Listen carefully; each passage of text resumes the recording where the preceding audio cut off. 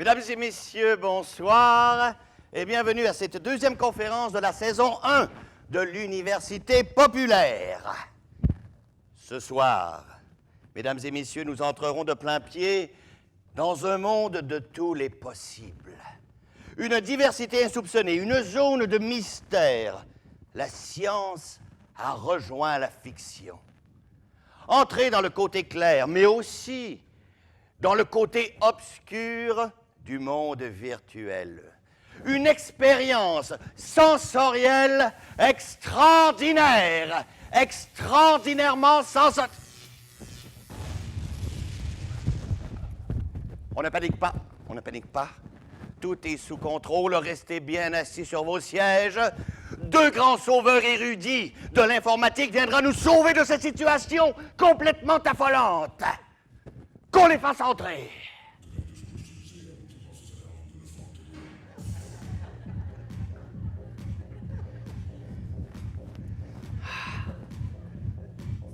Mesdames, Messieurs, lorsqu'il était étudiant, Sylvain Allais était connu comme étant la moitié d'un duo d'humoristes, les Duotagnes. Durant cette période, il a entre autres agi à titre de directeur de la production du spectacle Showmat, une conférence sur les mathématiques destinée aux élèves du secondaire et au grand public.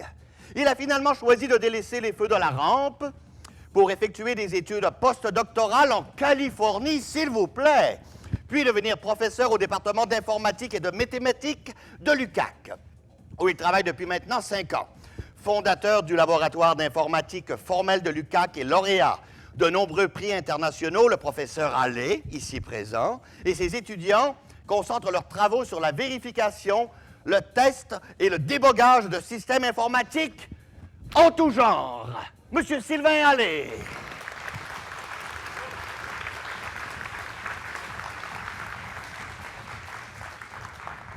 Mais tout d'abord, un homme qui se passe de présentation, mais j'en ferai tout de même une. Philosophe et sociologue de formation, essayiste et poète, Michaël Lachance est professeur titulaire de théorie esthétique et d'histoire de l'art à l'Université du Québec à Chicoutimi. Directeur du département des arts et lettres de l'UQAC, chercheur, membre du comité de la revue Interart Actuel à Québec, il a publié nombre d'essais sur le rôle des intellectuels à l'époque du paradigme, mondialisation de l'art et le sentiment d'échec de civilisation, sur la censure dans les arts. Frontalité, censure et provocation dans la photographie contemporaine, sur la poésie et la peinture allemande contemporaine devant le trauma paroxysme. La parole hyperbolique, c'est beaucoup de choses, c'est beaucoup de choses. Sur la cyberculture et le cinéma, capture totale, Matrix, mythologie de la cyberculture. Sur la répression juridico-policière dans les arts. Œuvre bombe et bioterreur, l'art au temps des bombes. Michaël Lachance a également publié des recueils de prose et de poésie. Il a reçu tout récemment le prix d'excellence de la critique 2015, décerné par la SODEP. SODEP, pardon. Alors, à vous, Monsieur Lachance, homme érudit, par-dessus tout, vous commencez.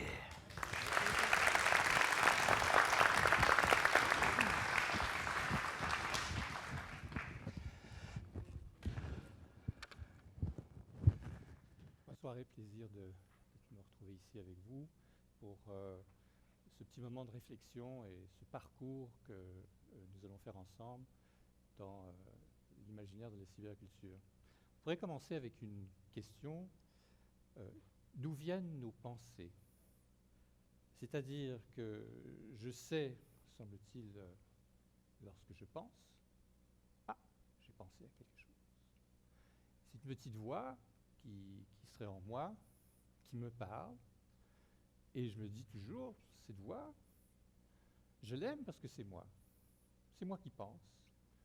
Et ce qui est merveilleux, c'est que chaque fois qu'elle me parle, je l'entends. Peut-être que des fois elle me parle, mais je ne l'entends pas.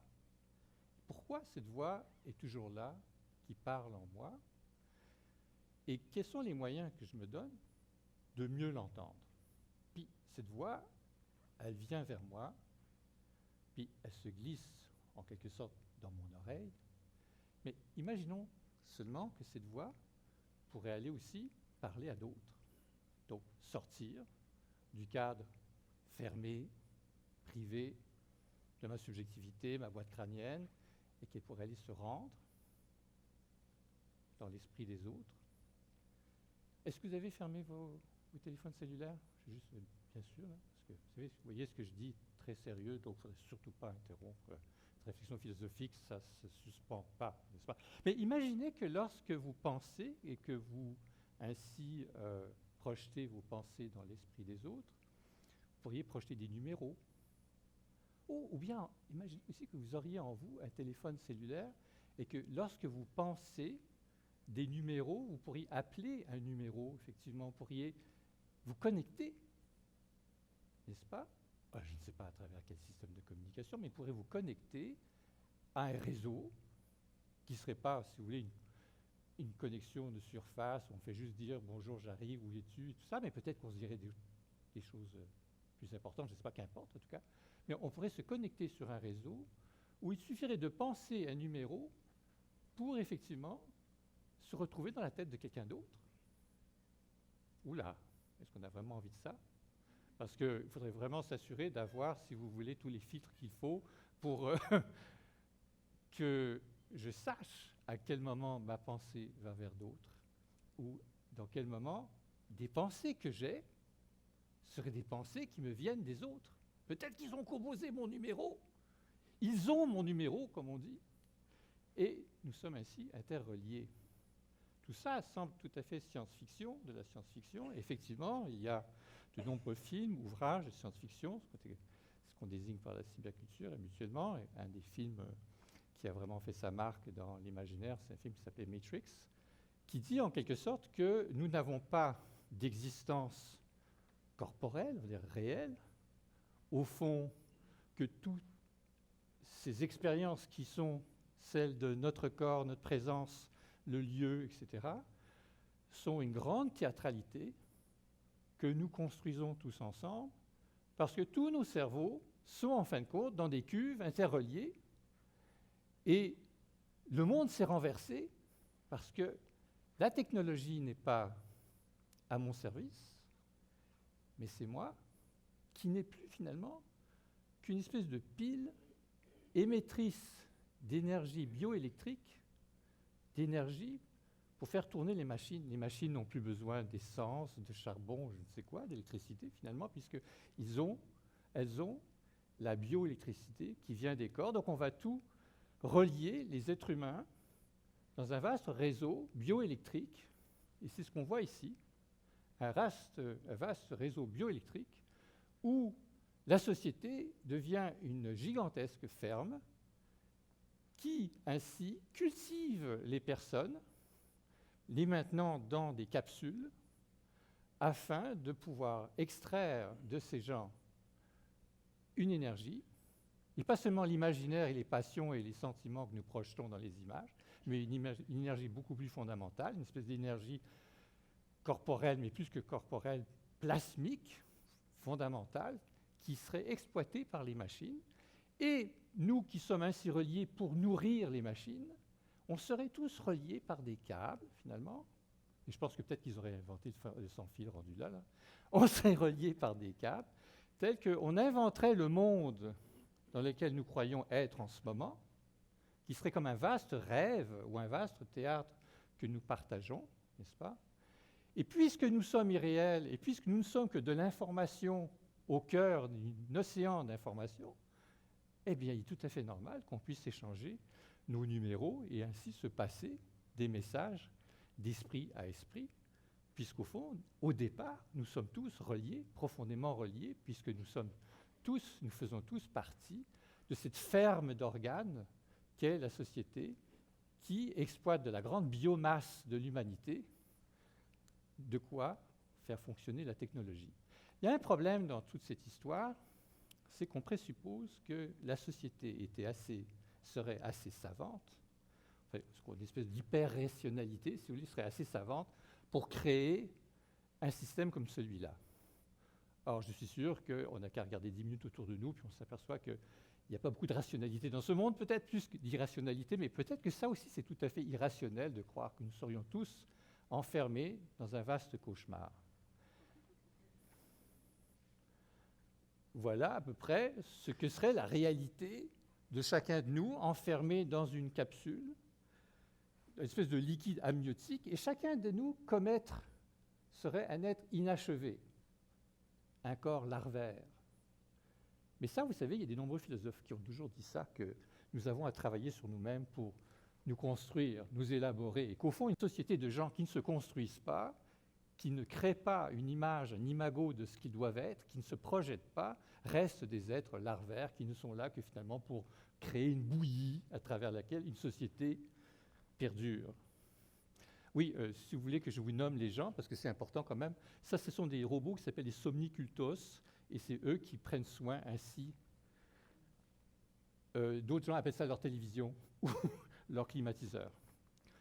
Et donc, qu'est-ce qui se passe si quelqu'un, tout d'un coup, réalise qu'il appartient à ce monde virtuel, qu'il est enfermé dans un monde virtuel, un monde irréel, et qu'il voudrait tenter une pensée, une description du monde, une expérience de soi qui ne serait pas déjà déterminée, dictée par, certains appellent ça la culture, mais on va dire le programme à l'intérieur duquel nous serions enfermés. Et pour sortir de ce monde de cauchemar, eh bien, il faut prendre la petite pilule rouge, the red pill, qu'ici vous voyez Théo choisir le monde de la pilule bleue, c'est-à-dire on aime le statu quo, on veut que ça continue comme ça, on sait que tout ça c'est des histoires qu'on se raconte, mais au fond on aime bien ces histoires et on veut continuer comme ça, ou peut-être on voudrait retrouver en arrière de toute cette armature technologique et ces discours sur ce qu'est l'être, on voudrait retrouver peut-être une espèce de fondement d'une énergie fondamentale qui nous habite et qui nous fait communiquer, connecter profondément avec une énergie du monde. Sinon, nous sommes enfermés dans un monde de la répétition où chaque chose, image, mot, moment que nous vivons n'a d'importance qu'en autant qu'il peut être répété et qu'il peut être dupliqué. Avec cette découverte que l'on fait que tout se répète au sens a une grande autonomie. Par exemple, est-ce qu'un mot, c'est quelque chose qui sort d'un dictionnaire, ou bien ça serait quelque chose qui aurait une vie propre et qui utilise votre cerveau comme un lieu où ce mot va se mettre à l'aise, va être content de pouvoir prendre ce séjour, de maintenir ce séjour dans votre cerveau, et il va même pouvoir se transformer, et ainsi des images, des chansons, des théories, des visions, etc. Toutes ces choses, ces données, ces contenus dits culturels, qu'on appelle des mèmes, vous savez, comme il y a des gènes en génétique, il y a des mèmes en mémétique, toutes ces choses, ainsi, prolifèrent, pullulent, et ne cherchent qu'à se reproduire, et nous ne sommes que des fermes, des substrats qui vont permettre à ces choses de se reproduire. Donc, je vais vous épargner une analyse de l'univers de la cyberculture, juste pour vous indiquer qu'il y a une coévolution des êtres humains dans l'univers de la cyberculture, et alors là, c'est l'avantage d'avoir un deuxième pointeur laser. Le premier ne marche pas. Et lorsque le deuxième ne marche pas, tu peux m'aider? Non, ça va. Et le premier, non, il marche, mais on ne le voit pas. Regardez, c'est parce que le projecteur. Donc, il est un peu faible. Mais il y a une intervention, effectivement. Qu'importe. La colonne de gauche, le langage a encore son utilité, n'est-ce pas? La colonne de gauche indique ce que serait une évolution des êtres vivants à l'intérieur d'un univers technologique dans lequel ils seront conduits à partager une représentation commune qu'on appelle la matrice, et que, parallèlement, il y aurait aussi une évolution de l'univers des machines qui aussi pourrait connaître une grande convergence à l'intérieur d'une simulation totalitaire ou exploser dans un monde de simulation complètement éclaté. À l'intérieur d'un univers qui ne serait que simulation, je l'ai indiqué tout à l'heure, nous ne sommes nous-mêmes que de l'information qui circule parmi d'autres informations, nous pourrions alors penser une possibilité de subvertir la réalité, puisque nous serions dans un constant exercice à savoir est-ce que ce que j'ai en face de moi est la réalité ou ce n'est qu'une description? Et comment est-ce que je peux ne plus être prisonnier des descriptions qui me sont imposées et peut-être tenter de décrire les choses par moi-même? Ici, vous voyez quelqu'un qui a développé une capacité, je vous en prie, n'essayez pas ça chez vous, d'arrêter les balles qui sont tirées dans sa direction. Donc, tout n'est que information, nous ne serions nous-mêmes que de l'information, mais ceci est de la totale science-fiction, c'est une espèce de proposition à la limite de ce que l'on peut concevoir, imaginer dans la science-fiction, mais en fin de compte, la proposition de base que nous proposent les gens qui produisent ce genre de film, et que ce soit La Matrice, ou que ce soit The Island, ou que ce soit Logan's Run, ou que ce soit Interstellar et tout ça, c'est toujours au départ cette question de base de comment nous, êtres humains, nous nous développons, nous nous donnons une forme, et comment aujourd'hui la technologie devient ce qui détermine notre forme, comment nous allons construire notre imago, notre forme achevée à travers les outils technologiques que nous nous donnons. Et c'est pour ça que j'arrive à ma première question philosophique. Est-ce qu'on peut faire parler le cerveau?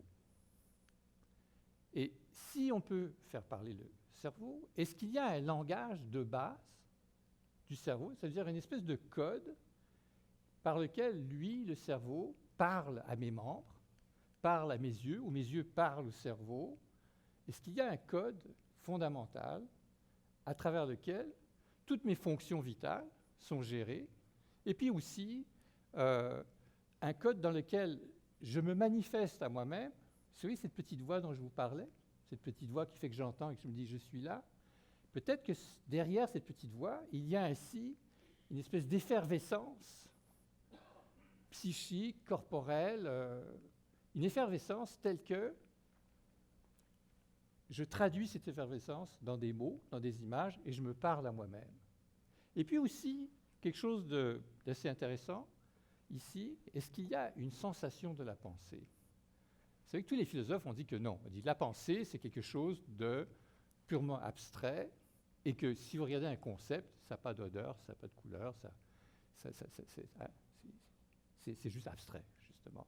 Alors, est-ce qu'il serait possible d'envisager que je ferais une opération avec mes pensées, où tout d'un coup, j'essaierais de savoir quelle est la saveur d'une idée? Même les idées avec lesquelles je vis tous les jours, est-ce qu'elles ont une saveur? Est-ce que je pourrais leur donner une coloration? Est-ce que je pourrais leur donner une sensorialité? Et c'est ça que nous allons explorer ensemble, ne serait-ce que ce filon-là, que je crois très important, que nous allons explorer ensemble en quelques minutes. Parce que cette idée qu'on pourrait faire parler le cerveau a toujours fasciné les artistes. Toutes sortes de gens se sont dit, mais est-ce qu'il y a dans le fond de la boîte crânienne quelque chose qui parle et qui essaye de me dire quelque chose? Par exemple, je ne sais pas, je prends une artiste comme Angela Palmer, qui, elle, a voulu composer de la musique avec le mouvement qu'elle a pu déceler sur le crâne. Ou bien d'autres recherches encore. Est-ce que nous essayons de nous parler entre nous et que nous aurions cette capacité, si vous voulez, de nous interpeller, mais au fond, il y a des barrages culturels qui nous empêchent ainsi, par un désir qui serait tout à fait légitime de nous protéger, de maintenir notre espace de pensée à l'intérieur de notre boîte crânienne? Est-ce qu'il y aurait des barrages culturels que nous pourrions franchir? Est-ce qu'il y a des outils technologiques qui pourraient nous permettre de franchir ces barrages? Et est-ce qu'aujourd'hui, à l'ère des télécommunications, est-ce que ça veut dire que parce que nous avons ces liens électroniques entre nous, nous pourrions aussi développer des liens de communication d'une autre nature? Est-ce que, par exemple, l'intuition, une personne est là, ou une personne va m'appeler, une personne pense à moi, ou une personne ressent quelque chose, j'aimerais être là avec cette personne-là? Est-ce qu'on vit dans un monde technologique qui va complètement évacuer cette dimension, que certains gens appellent la dimension de l'intuition, du cœur, etc. Ou bien est-ce qu'au contraire, on pourrait envisager une façon d'utiliser la technologie pour cultiver en nous des sens qui seraient des sens peut-être primitifs, en tout cas des sens fondamentaux que nous serions portés à oublier. Ainsi, par exemple, des expériences ont été faites par Rupert Sheldrake, qui est un biologiste d'Oxford, sur les occurrences où des gens prévoient qu'on va les appeler.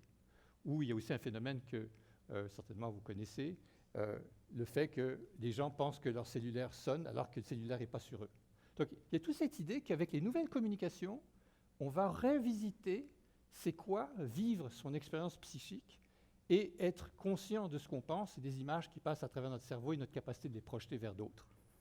Ça a l'air très compliqué, mais vous allez voir, c'est vraiment, au fond, très, très simple.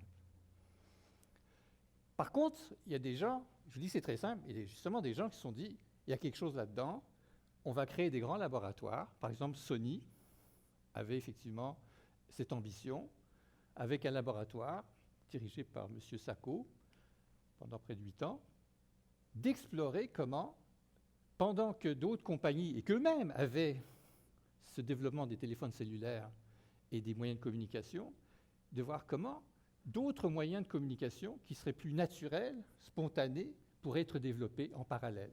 Et M. Sacco, lui, croyait qu'en fin de compte, on ne peut pas, c'est pas compatible. Il n'y a pas une compatibilité entre les moyens de communication naturels et la technologie. Mais par contre, du fait qu'il décidait que ce n'était pas compatible, qu'il fallait concevoir une façon de l'arrimer l'un à l'autre. Un autre laboratoire, c'est le PEER, Princeton Engineering. Vous voyez, il a duré assez longtemps.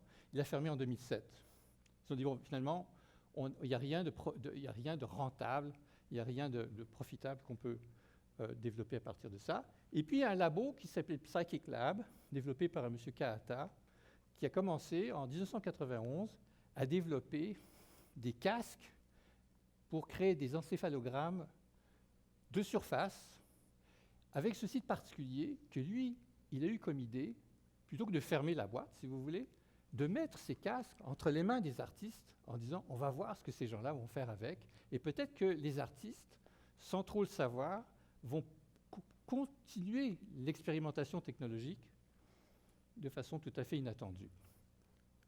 Un autre laboratoire qui, lui, a travaillé de façon très sérieuse, c'est le laboratoire Cyberkinetics, qui, eux, ont voulu s'attaquer non pas à l'exploration métaphysique, philosophique de l'essence de la pensée et de l'expérience sensorielle de l'être, que j'ai un petit peu mis, sur lequel j'ai mis un peu l'emphase, je m'en excuse, mais eux ont voulu travailler avec des gens qui sont paralysés et qui n'ont pas donc accès à leurs bras, à leurs jambes, donc ils n'ont même peut-être pas la parole, et de voir si on pouvait leur donner des outils pour, par le moyen de la pensée, en passant à côté des mots, du langage et de la motricité, qui est une chose courante pour nous, si on ne pouvait pas faire en sorte que ces gens-là pouvaient agir dans le monde directement par la pensée.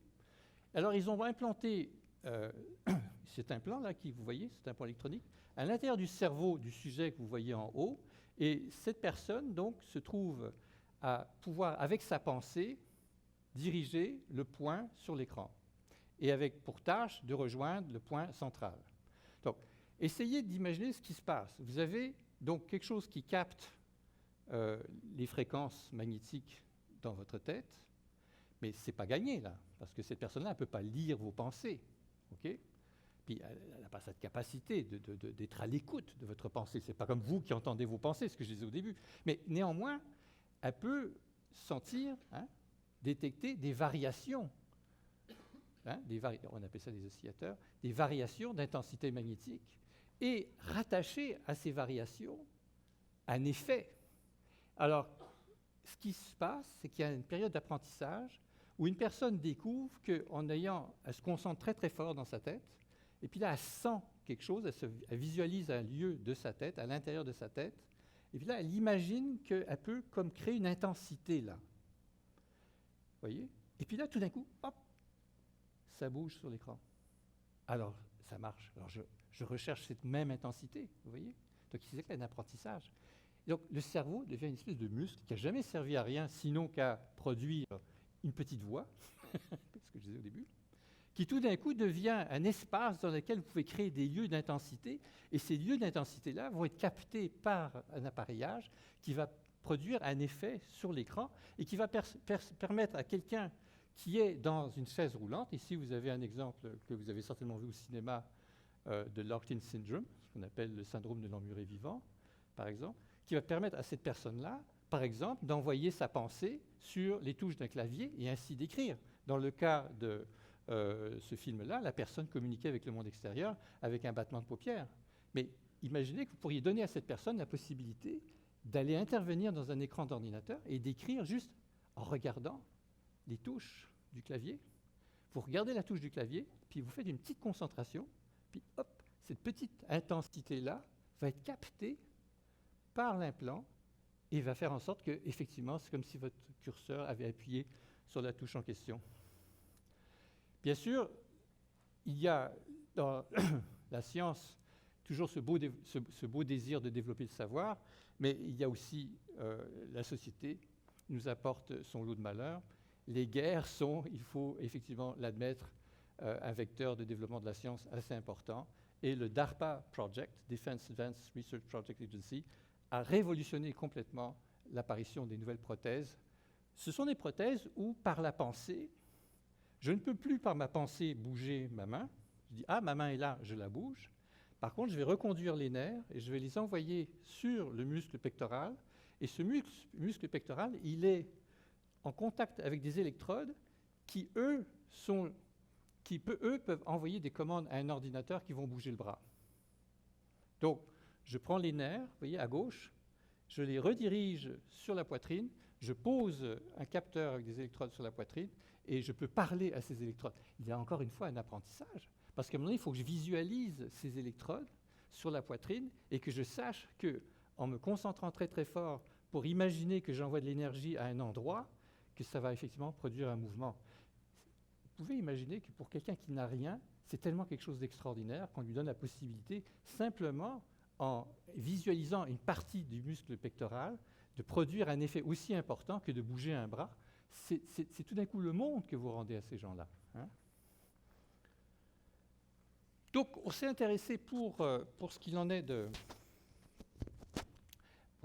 donc de ces maladies, la maladie de Lou Gehrig, Locked-in Syndrome et tout ça, donc toutes ces maladies de la moelle épinière,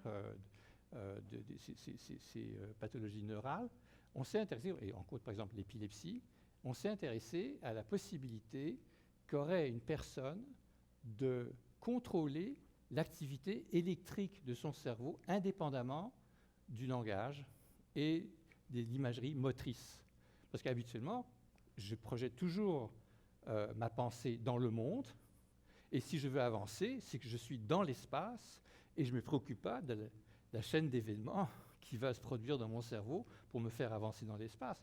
Ici, au contraire, je dois créer une espèce de perception qu'on dit endopsychique, c'est-à-dire me plonger dans l'espace du cerveau et essayer d'imaginer des événements et de reproduire des événements dans cet espace du cerveau. Vous avez un groupe ici, avec Jean-Philippe Lachaud, qui ont dit on va créer un Brain TV, c'est-à-dire on va créer une télévision qui regarde des événements électriques dans le cerveau. Par exemple, si quelqu'un va avoir une crise d'épilepsie, on va le savoir, parce qu'on va pouvoir percevoir l'avènement d'une charge électrique et comment elle pourrait effectivement créer cet orage neurologique que l'on sait être l'épilepsie. Et les premières recherches donnaient une représentation assez rudimentaire, un peu comme les premières images sur des écrans avec des gros pixels, assez rudimentaires de ce paysage du cerveau, n'est-ce pas? Donc ici, vous avez une représentation en 3D. Et vous voyez, en 2008, c'était déjà comme pas mal. 2008, c'est même pas 10 ans. Mais ça, c'était ça. Hein? Et vous allez voir comment ça a bougé. Ici, inutile de revenir là-dessus, vous comprenez très bien la différence qu'il y a entre ressentir quelque chose, penser quelque chose, c'est ce qu'on appelle un événement à la première personne. Mais si j'ai, par exemple, quelqu'un qui peut, avec Brain TV, regarder dans mon cerveau et savoir ce que je pense, ça s'appelle une expérience à la deuxième personne. Imaginons que par exemple, vous assistez à un accident et que tout de suite, votre attention est portée sur le conducteur de la voiture qui a été accidenté et que, bon, votre préoccupation, est-ce que cette personne-là va bien? Peut-être que vous ne regardez pas tout partout ce qu'il y a autour, qui s'est passé. Peut-être que vous n'avez même pas prêté attention à qui a causé l'accident. Quelqu'un vous dit après, il y a une voiture rouge, c'est une voiture rouge qui est rentrée dans cette voiture, qui a causé l'accident. Vous pouvez donc, par des moyens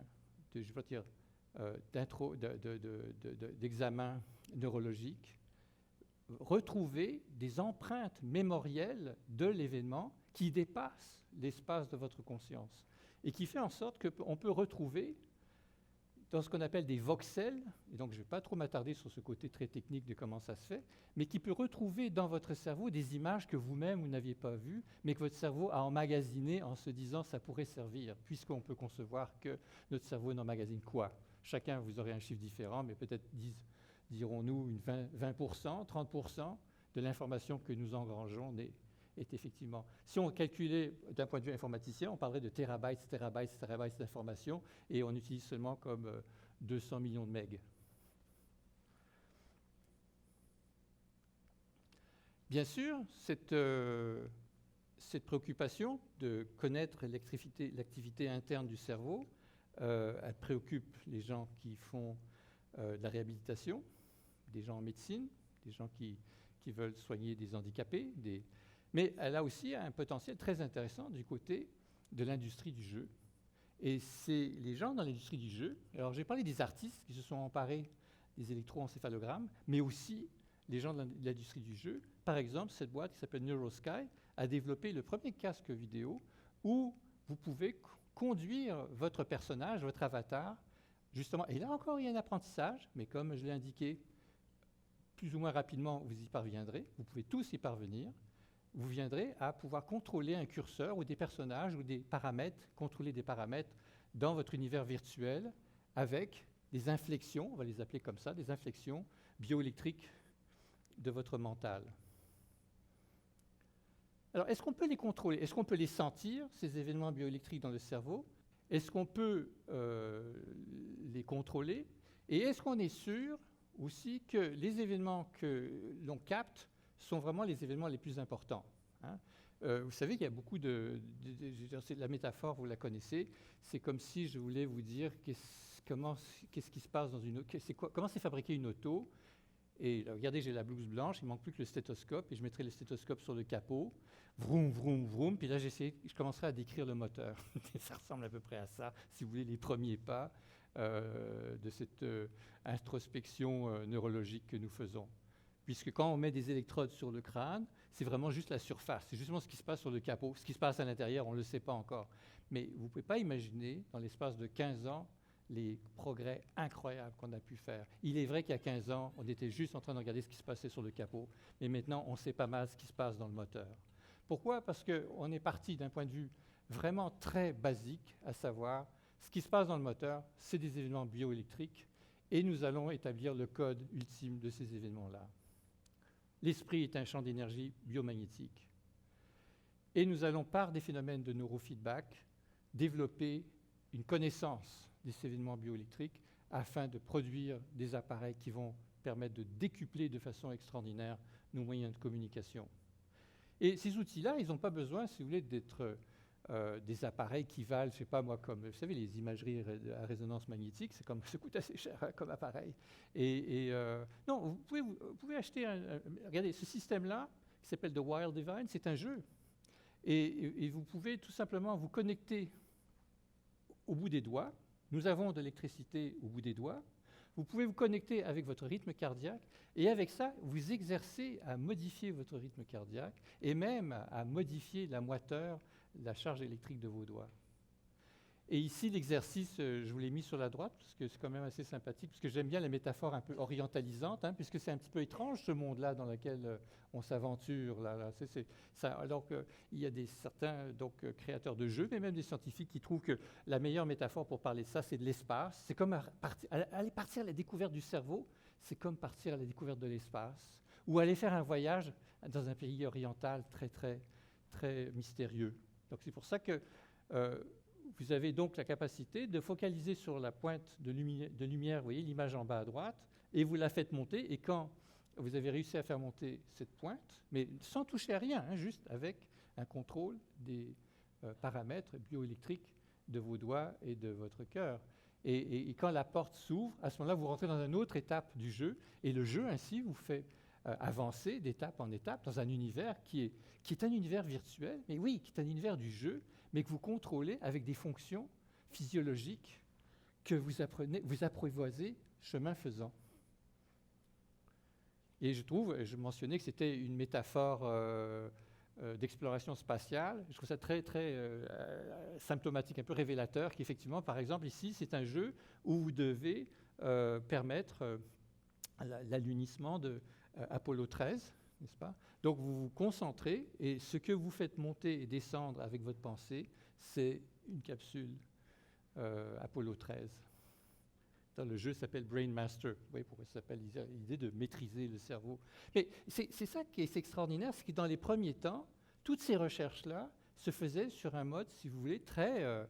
c'est des jeux, c'est pas grave, c'est pour le plaisir qu'on fait ça. Mais en même temps, à travers les jeux. Vous savez, comme les enfants, ils apprennent le monde à travers des jouets, à travers les jeux. Eh bien, il y a des moments dans la science où les scientifiques, ils jouent.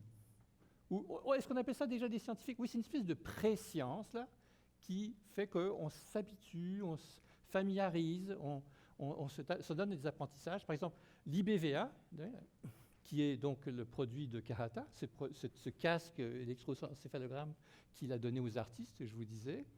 Donc, dans son manuel, il avait déjà prévu qu'on pourrait s'exercer à faire descendre et monter une soucoupe. Donc, vous voyez, il trouvait que ça favorisait aussi que les gens se concentrent sur leur cerveau. Ils avaient besoin de se projeter dans un autre monde, dans un monde sur la Lune, dans un monde de... Et les soucoupes volantes, ça c'est vraiment en dehors de notre monde. Donc, on cesse tous les soucis du quotidien et on se projette dans un espace. Et à l'intérieur de cet espace-là, on s'exerce à des visualisations. Et donc, il avait mis ça, mais regardez comme ça va vite.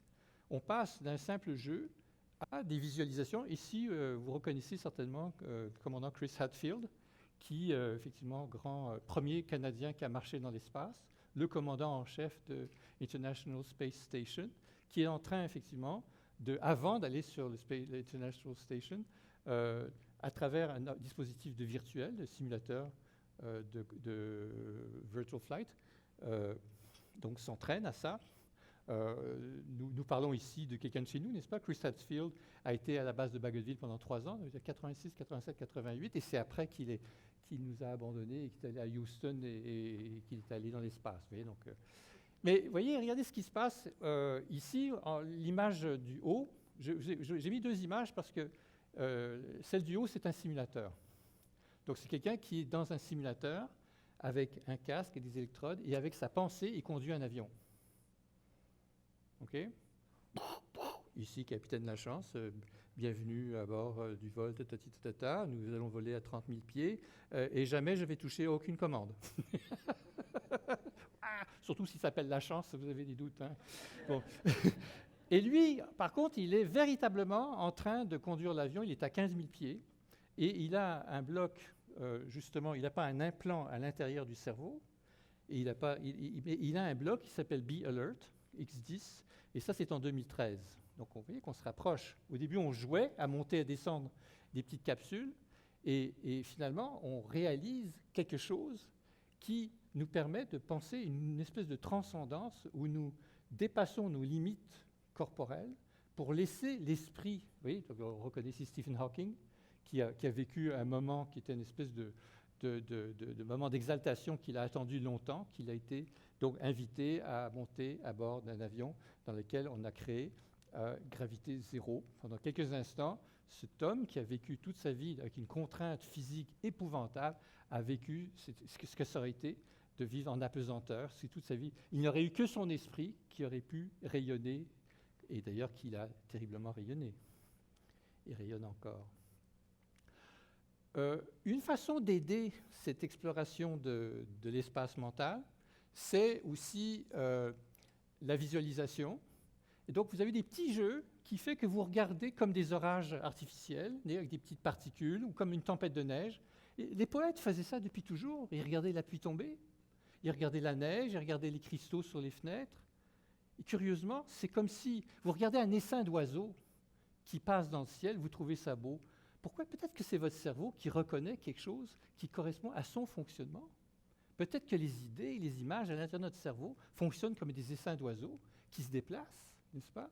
Peut-être que dans la nature, il y a des mouvements ainsi que nous trouvons depuis des siècles et que nous inscrivons dans la poésie comme des moments poétiques, mais qui sont au fond quelque chose qui révèle la plasticité et cette capacité qu'a le cerveau de prendre son essor. Par exemple, cette fin de semaine même, à la SAT, donc Société des Arts Technologiques à Montréal, il y avait un grand congrès qui a duré 3 jours d'imagerie immersive. Et ici, vous avez une image d'un professeur de l'UQAC, Yann Breleux. C'est une photographie de Sébastien Roy, mais c'est une œuvre de Yann Breleux, où vous avez donc des dizaines et des dizaines de gens qui vont assister à des présentations pendant des heures d'images immersives. Mais moi, je me pose la question quelque part, pourquoi est-ce que les gens se fascinent tellement pour ces images-là, sinon s'il n'y avait pas justement cette idée que tout d'un coup, on perd vous voyez, la frontière entre le monde intérieur et le monde extérieur. Vous regardez ces images-là comme si elles étaient déjà dans votre tête. Et une autre image de Yann Breleux, qui vous salue d'ailleurs, je lui ai demandé la permission de vous présenter les images, et qui vous salue. Donc, je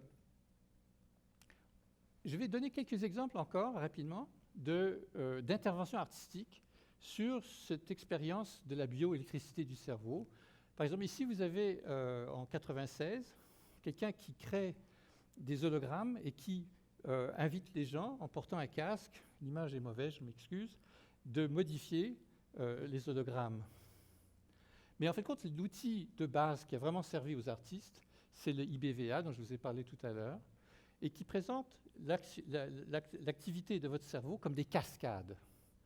Hein? Donc, il faut concevoir qu'ici, vos deux hémisphères sont là, hémisphère gauche, hémisphère droit, et qu'en temps réel, il y a une inscription, c'est un transformé de Fourier, que Sylvain pourra vous expliquer tout à l'heure, un transformé de Fourier qui permet de prendre les ondes qui ont été captées et de diviser ces ondes-là de façon à ce qu'elles deviennent le support de représentation visuelle ou encore de représentation sonore. Donc, en fin de compte, vous pouvez faire de la musique avec votre cerveau. Ici, vous avez simplement un convertisseur qui prend les fréquences qui sont captées par l'IBVA et qui les transforme dans un code qui s'appelle MIDI avec un langage qui s'appelle Pure Data, d'abord Max, puis ensuite Pure Data, pour créer du son. Je vous signale que c'est justement ce genre de choses qui se fait ici à l'UQAC en art numérique. On travaille justement avec Pure Data, avec Max, avec ces choses-là.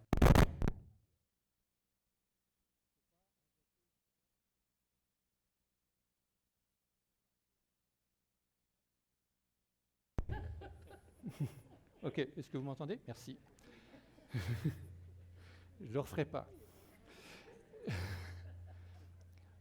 Donc je vais aller vite ici. Vous avez des expériences aussi où ces artistes mettent en place donc, la possibilité de créer de la musique, je viens d'en parler, mais la possibilité de créer des symphonies ensemble. C'est-à-dire symphonie au sens que ça ne va pas être seulement symphonique, ou c'est-à-dire euphonique, c'est-à-dire que ça ne va pas être nécessairement heureux, c'est peut-être cacophonique plutôt, mais de mettre 48 auditeurs, tous équipés d'un casque, et que chacun envoie des ondes avec ces convertisseurs que je vous ai dit qui génèrent des sons, de façon à ce qu'il y ait des synthétiseurs qui créent une musique. Et les gens en rétroaction écoutent la musique que collectivement ils produisent et donc créent ce moment partagé. Donc là, je vais laisser des... Je n'ai pas le temps, mais c'est des expériences où vous envoyez aux gens, pour les évoquer rapidement, vous envoyez aux gens... au lieu d'envoyer une carte postale, une photo de quelque chose, mais je vais revenir dessus à l'instant, au lieu d'envoyer aux gens une photo, vous pourriez envoyer aux gens l'état de votre cerveau lorsque vous avez vécu quelque chose. Attendez, est-ce que... oui, hein, ça risque d'être assez intéressant, ça aussi, hein, mais on y arrive. Juste pour mentionner ici avant que, par exemple, Kahata, qui a créé le IBVA, donc ce petit casque électroencéphalogramme portatif, et qui a donc, comme je vous disais, prêté ça aux artistes pour qu'ils explorent avec. Ici, a travaillé aussi sur des interactions avec la bioélectricité des plantes, juste pour vous le mentionner.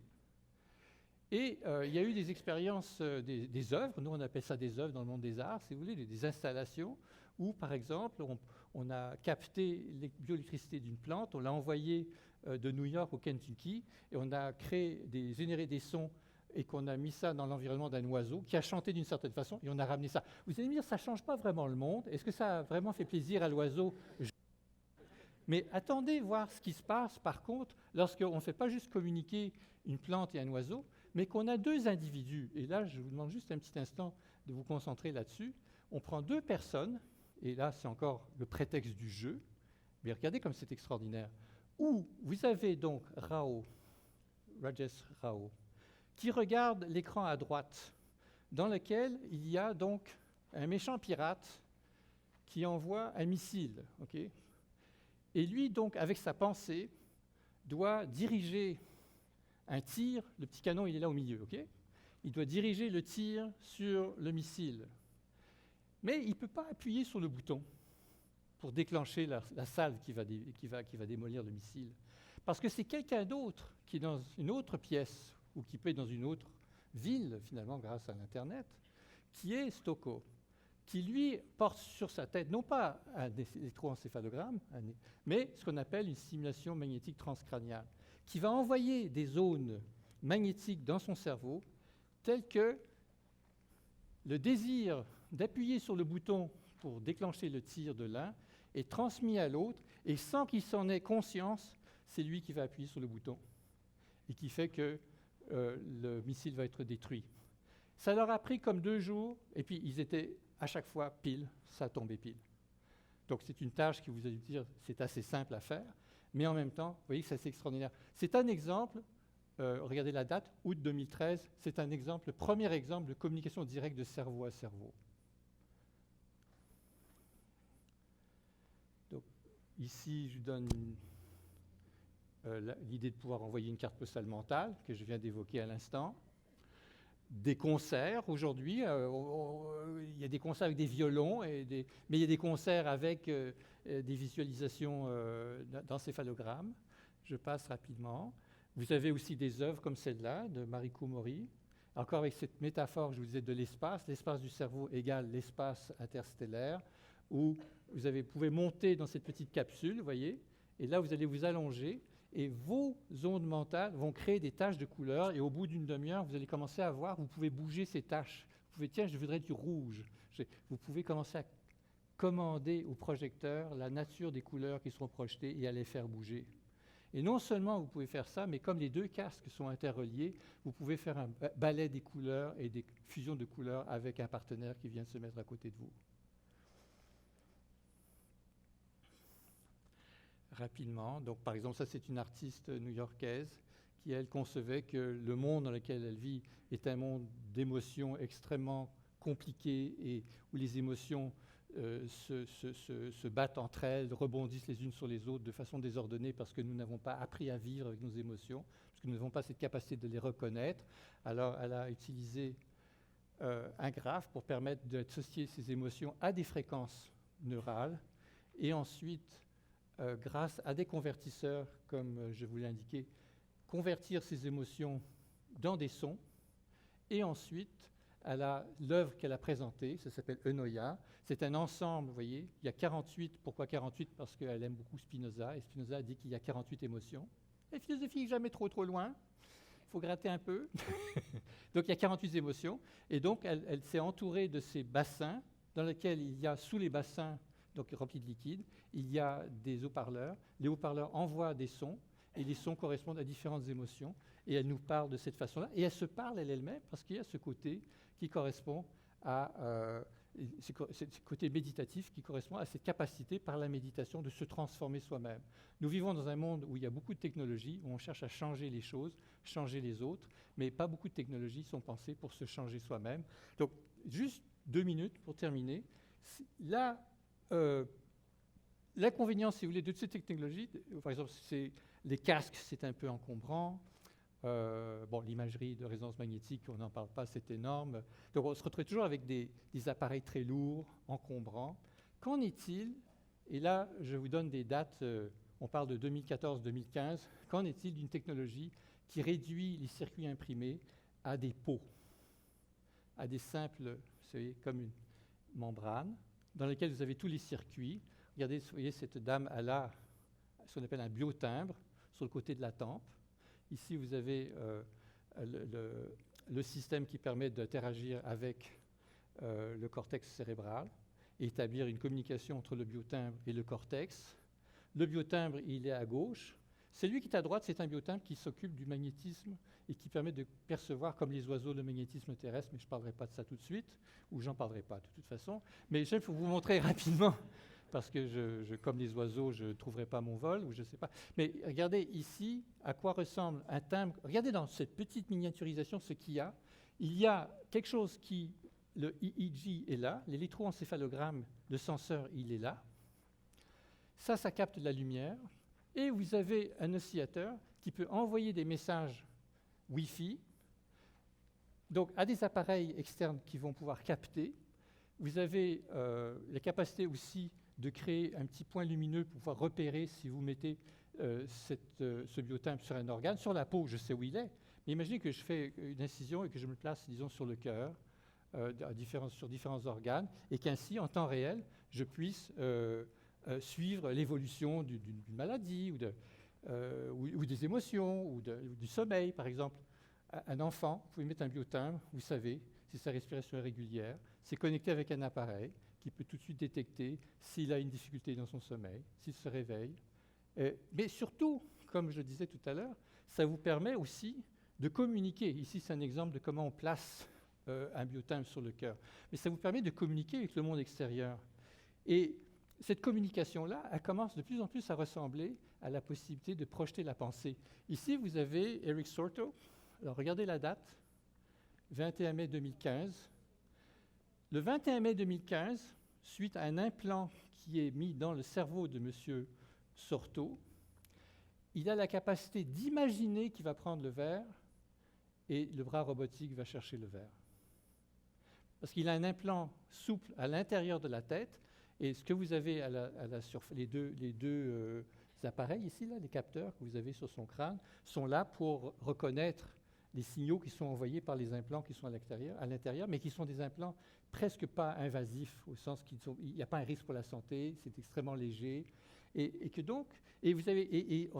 cas-ci est extraordinaire parce que l'information qu'on prend, ce n'est pas l'imagerie habituelle quand on veut capter en intelligence artificielle un événement bioélectrique, on va chercher du côté du mouvement moteur. Mais là, c'est l'intention. On est capable de capter son intention.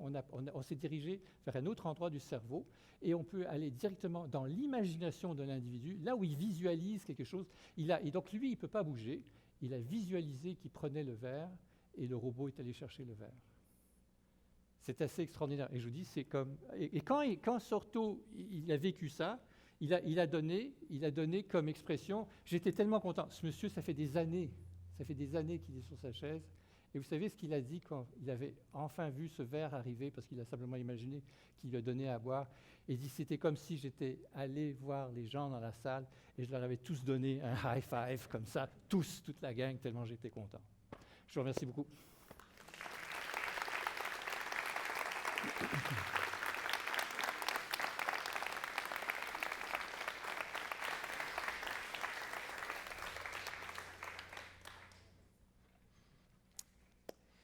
Bon, je pense que c'est à mon tour. Alors, bonsoir tout le monde, vous allez bien?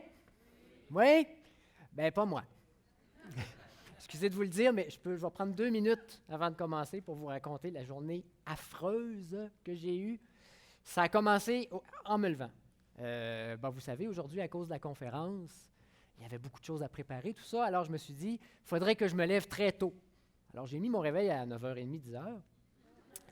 Et puis finalement, je me suis réveillé à 11h30 parce que mon foutu réveil n'a pas sonné. Alors là, il a fallu que je me dépêche. Là, je suis sauté dans la douche. Là, j'ai pas assez proche m'ébouillanter parce que j'ai ouvert le robinet d'eau froide.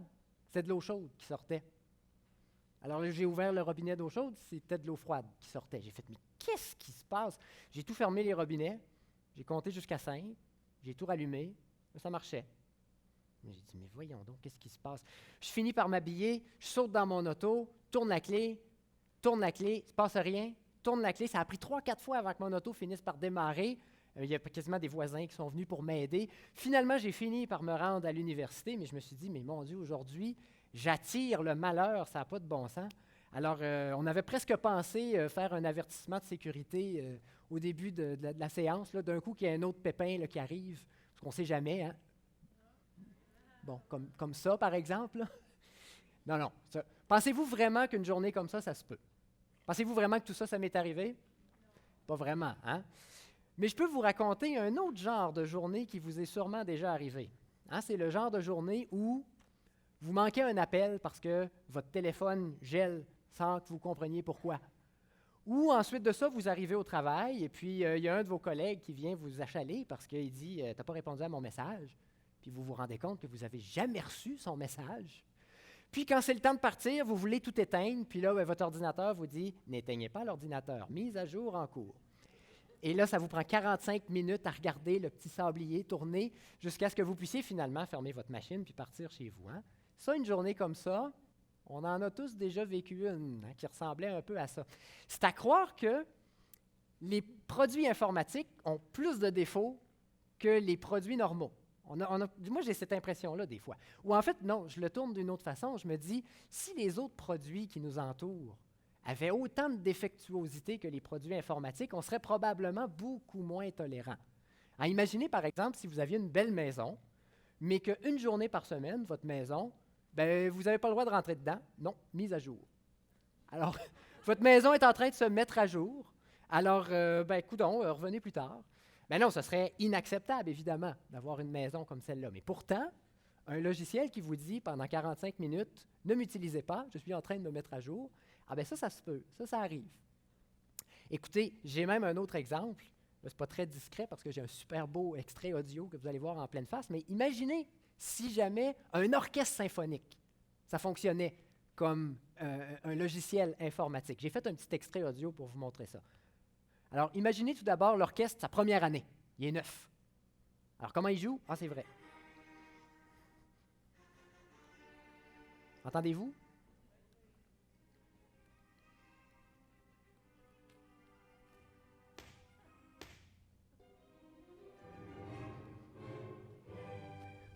Avouez, hein?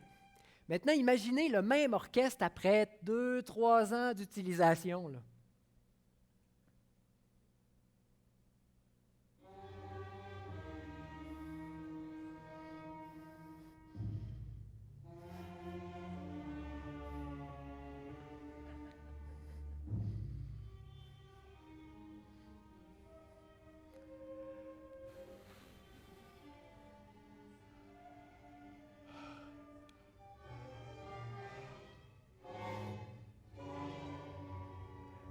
Mais ça n'aurait pas de bon sens, n'est-ce pas?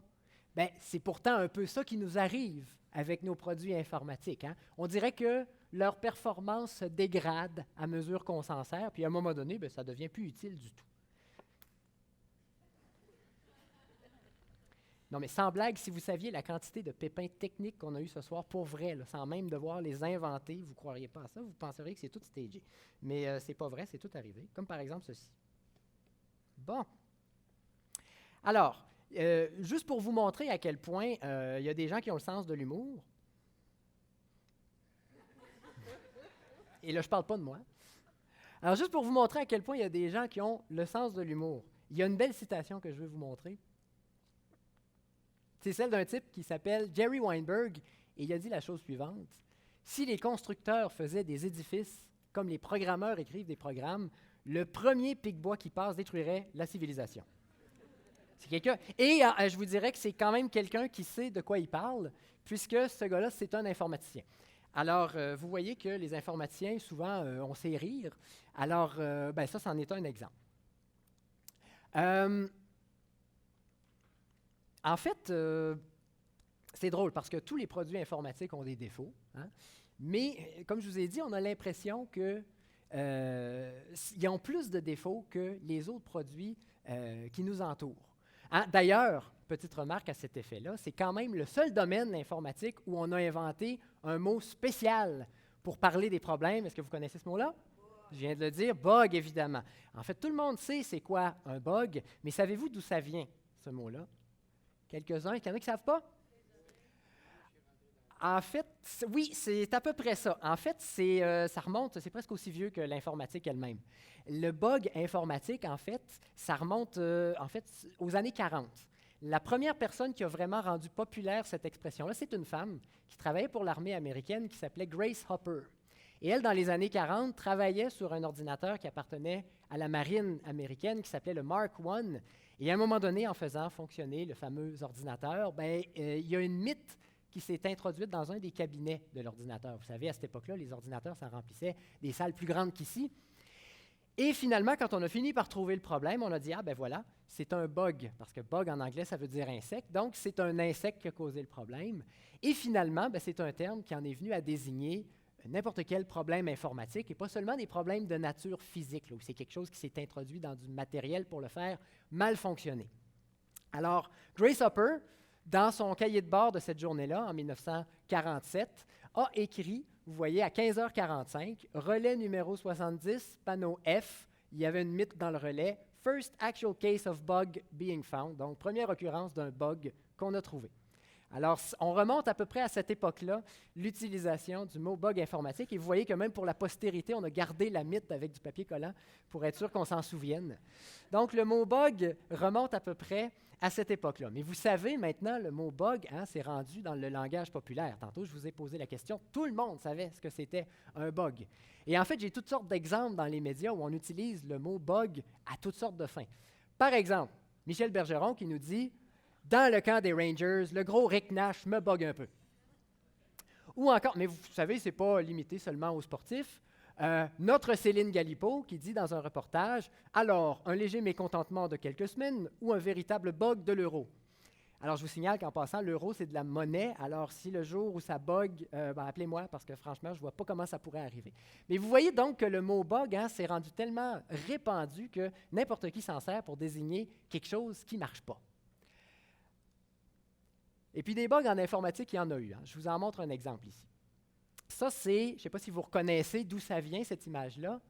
C'est Pac-Man, effectivement. En fait, c'est un bug qui se produit dans la première version de Pac-Man quand vous atteignez le niveau 256.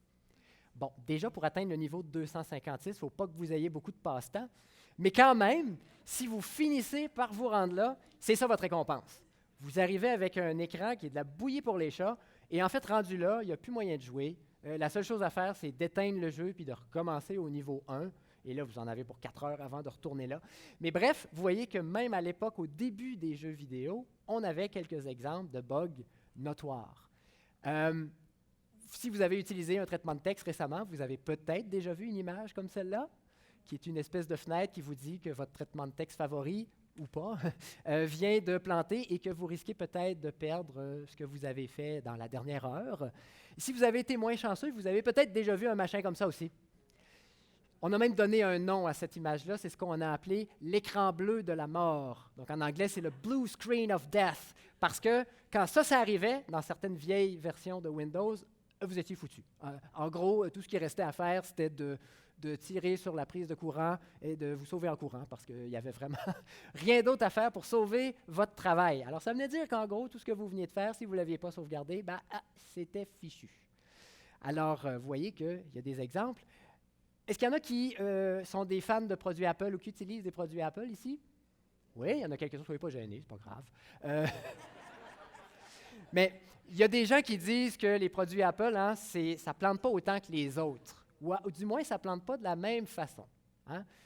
Vous savez, le premier Macintosh qui est sorti, il y a au-dessus de 30 ans de ça, vous savez comment Apple a le souci du design. Alors, quand on allumait le premier Macintosh, on était accueilli par une icône comme celle-là, qu'on a appelée le Happy Mac, parce que ça veut dire que votre ordinateur il est démarré, puis il est prêt à fonctionner, ça vous met de bonne humeur pour la journée.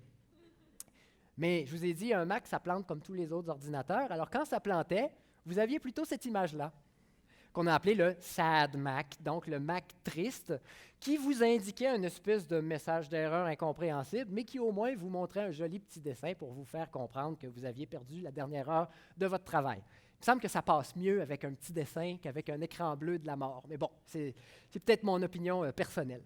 Alors, vous voyez, plus récemment, il y a des gens qui ont repris cette idée-là, tant qu'à faire un message d'erreur, aussi bien qu'il soit joli, Par exemple, ce que vous avez ici, c'est une image sur le site de Twitter. Si vous êtes un utilisateur de Twitter, quand le serveur est surchargé, plutôt que de vous afficher un écran avec un message d'erreur laconique, les gens de Twitter ont engagé un artiste pour faire ce dessin-là, et c'est ça qu'on vous montre avec un petit message qui dit « Le serveur est temporairement indisponible ». Alors, bon. Vous voyez, ça vous met dans un autre état d'esprit que juste un espèce de code en hexadécimal que personne ne comprend. Alors ça, c'est des exemples où, bon, perdre 1 heure de travail sur son traitement de texte, c'est dommage. Pas pouvoir lire les derniers tweets de « Oh my God, lol » sur Twitter, peut-être que c'est grave aussi, mais il y a des choses pires que ça dans la vie. Qu'est-ce que vous diriez de perdre 200 millions de dollars? Ah bon, vous avez l'air zen avec ça, d'accord. Alors, un exemple où perdre 200 millions de dollars peut arriver à cause d'un bug informatique. Vous reconnaissez peut-être la fusée Ariane 5. Alors, la fusée Ariane 5, son premier lancement a eu lieu en 1996. Et en fait, ce qui s'est produit, c'est que bon, la fusée a décollé, à peu près comme on voit ici. Tout allait bien, tous les gens qui regardaient leur console disaient « Numéro 1, on fait du bon travail ». Puis, à peu près 1 minute et demie après le lancement, si ma mémoire est bonne, paf! La fusée explose. Et là, personne ne comprend rien. Alors, tout le monde regarde son écran, ça prend une vingtaine de secondes avant que les gens réalisent ce qui est en train de se produire. Puis, à un moment donné, quelqu'un dit « La fusée a explosé », ce qui correspondait au nuage de fumée qu'il y avait dans le ciel, donc c'était quand même une bonne observation. Et ils ont fini par trouver la cause de l'erreur. En réalité, c'est un bug dans un des systèmes informatiques de la fusée qui a fait en sorte que la fusée pensait qu'elle déviait de la trajectoire qui était prévue, alors qu'en réalité, elle allait exactement où elle était supposée aller. Et là, par précaution, il y avait un mécanisme de sécurité dans la fusée qui la faisait s'autodétruire pour éviter qu'elle aille s'écraser sur des zones habitées ou qu'elle fasse je ne sais pas quoi. Alors, la fusée, par erreur, a pensé qu'elle se trompait, alors qu'elle avait raison, et elle a décidé de se suicider, grosso modo. Alors, coût de l'opération, 200 millions de dollars. On a perdu la fusée, on a perdu, évidemment, le satellite qui était supposé être lancé. Alors, je me suis toujours demandé ce que les ingénieurs se sont dit quand ils ont trouvé la cause du problème. À mon avis, ce n'était pas « chocolat ». Mais bon, ça, c'est des exemples dans la réalité, mais les bugs informatiques, ça a même sa place dans la fiction maintenant.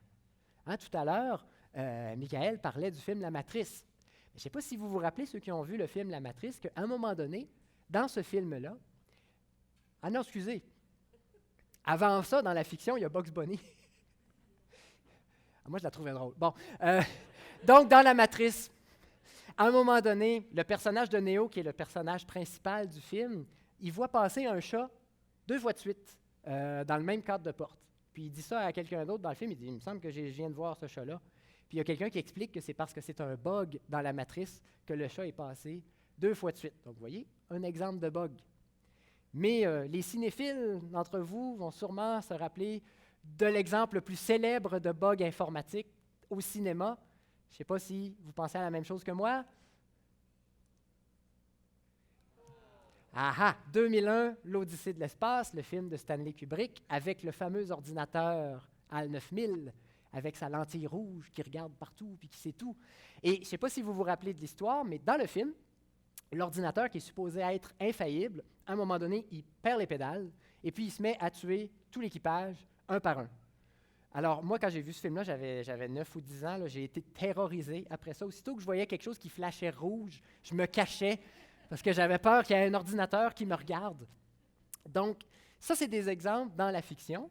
Et puis, on a vu que dans la réalité, les bugs informatiques, ça peut, de un, ça existe, on en a plein d'exemples, et ça peut aller des choses les plus banales, qui sont seulement désagréables, à des choses qui peuvent avoir des conséquences qui sont très, très néfastes, qui peuvent même causer la mort. Je ne vous ai pas donné d'exemple parce que je ne veux pas vous faire peur ce soir, mais il y a des exemples où des bugs informatiques ont tué des gens.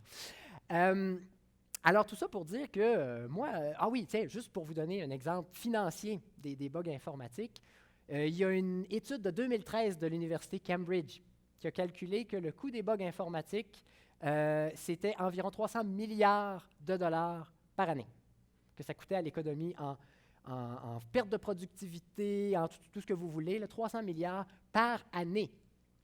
Juste pour remettre ce chiffre-là en perspective, tantôt vous étiez zen de perdre 200 millions, je ne sais pas, 300 milliards si ça va, là, mais c'est plus d'argent qu'on a donné, par exemple, à des pays comme la Grèce ou l'Espagne ou le Portugal pour se sortir de la crise économique depuis 2008. Et ça, c'est ce qu'on donne par année pour les bugs informatiques, pour régler les bugs informatiques. Alors, d'une certaine façon, moi, en tant qu'informaticien, quand je vois des nouvelles comme celle-là, ça me rend fier. Parce que, non, c'est vrai, je suis fier de participer à une industrie florissante qui n'a pas de frontières, qui est en pleine expansion. Puis en plus de ça, en tant qu'enseignant de l'informatique, moi, je me fais un devoir moral de transmettre ça aux étudiants pour qu'ils puissent perpétuer les bugs informatiques de génération en génération, hein, parce qu'on ne veut pas que nos petits-enfants soient privés du plaisir de vouloir jeter son téléphone par la fenêtre parce qu'il ne marche pas. Alors je me dis, moi, je contribue à ça. Bien non, évidemment non, que c'est pas ça qu'on pense quand on est informaticien, puis on ne fait pas tout ça volontairement, mais comme disait un de mes amis, quand il voyait justement que son ordinateur avait besoin d'une mise à jour pour corriger un défaut de sécurité, il ne pourrait pas le faire correct du premier coup. Et en fait, c'est vrai que c'est une bonne question.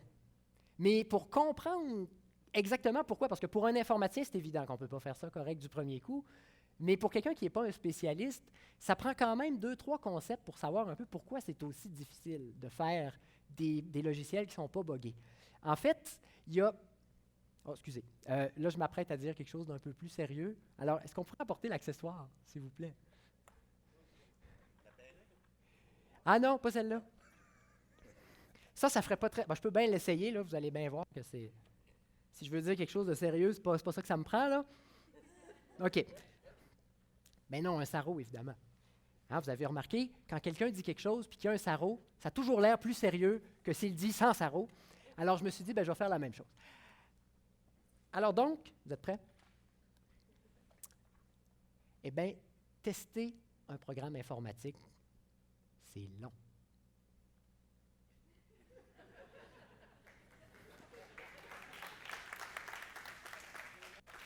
Merci beaucoup.